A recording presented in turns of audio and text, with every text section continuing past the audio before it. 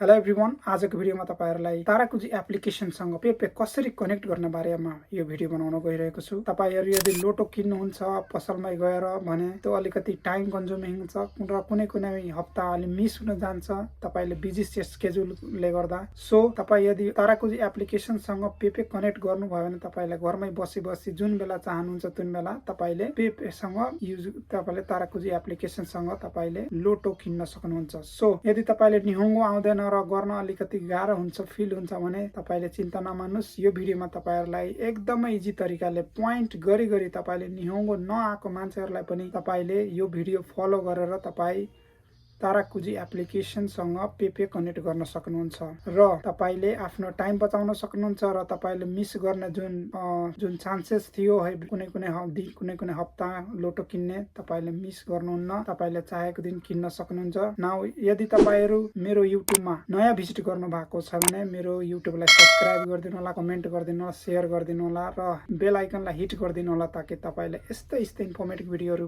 फर्स्टमा पुगोस्। र welcome to Radhakrishna Chaudhary channel. अब ढिला नगरिकन सुरु गरौँ। Let's get started.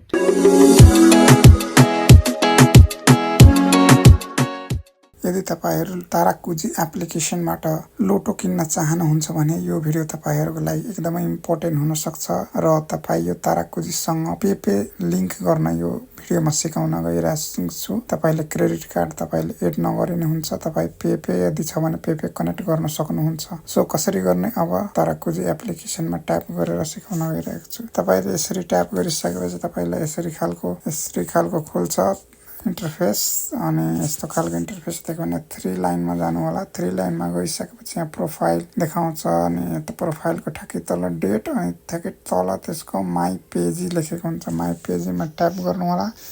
त्यसपछि तपाईले यो सेटिङ अलिकति स्क्रोल डाउन गरेपछि सेटिङको आइकन देख्नुहुन्छ। सेटिङको आइकन देखेपछि तपाईले अलिकति निहोङ्गो पढ्न आउँदैन भने यो एरो 1 2 3 4 5 ठ्याक्कै 5th जुन एरो छ यो पेमेन्ट मेथड छ अनि तपाई यसमा अब क्रेडिट कार्ड एड गर्नु छ कि पेपे एड गर्नु छ यो सबै अप्सनहरु दिएको छ। पेपे एड गर्छु, पेपे एड गर्नुस् अनि त्यसपछि यो रातोमा गएर क्लिक गर्नु होला। फोन नम्बरमा तपाईलाई फोन नम्बर यसमा लेख्नु होला ताकि तपाईले कोड पठाउँछन् भेरिफिकेसनको लागि।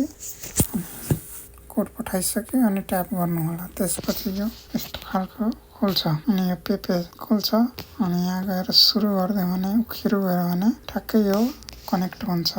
अब तपाईले ताराकुजी एप्लिकेसनबाट मजाले लोटो किन्न सक्नुहुन्छ। मैले लोटो किनेर पनि तपाईलाई हेराउँछु। अब यति मैले यो सबै कुरा त थाहा छैन हेरौँ भने ट्रान्सलेट गर्छु। ट्रान्सलेट गरिसकेपछि स्किप गर्छु। पछि के छ election of register financial institute for receiving prize money. अब तपाईले प्राइस मनी यदि जितेको कुनमा चाहनुहुन्छ भने जापान पोस्ट बैंक सबभन्दा तल छ। त्यही भएर म सबभन्दा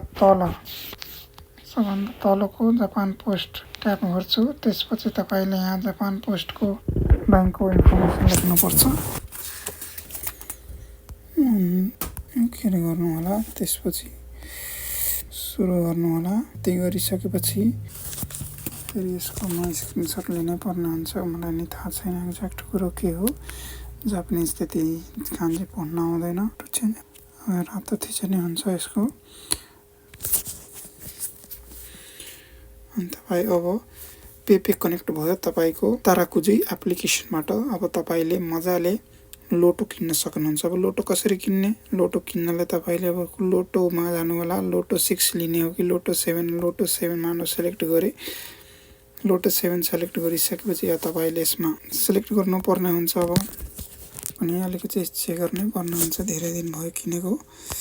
सो तपाईहरुले अब नम्बर सिलेक्सन गर्नुहुन्छ कि नम्बर सिलेक्सन गर्नुहुन्छ भने नम्बर सिलेक्सनको लागि अप्सन दिन्छ र त्यो अर्को चाहिँ क्विक आफैले सिलेक्ट गरिदिन्छ भने तपाईले यस्तो खालको अप्सन दिन्छ अनि तपाईले यहाँबाट नम्बर सिलेक्ट गर्न सक्नुहुन्छ।